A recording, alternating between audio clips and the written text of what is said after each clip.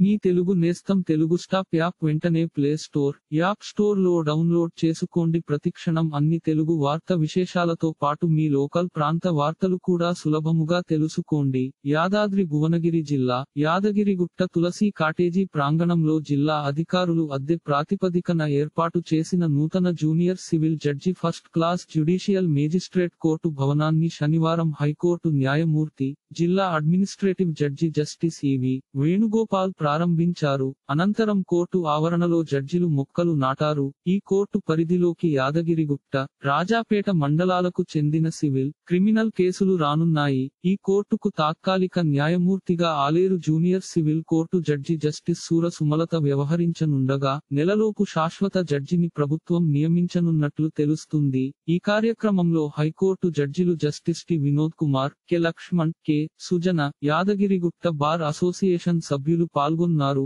ఇలాంటి మరిన్ని తెలుగు వార్త విశేషాలు కోసం ఛానల్ కి సబ్స్క్రైబ్ చేసి గంట నొక్కడం మర్చిపోకండి.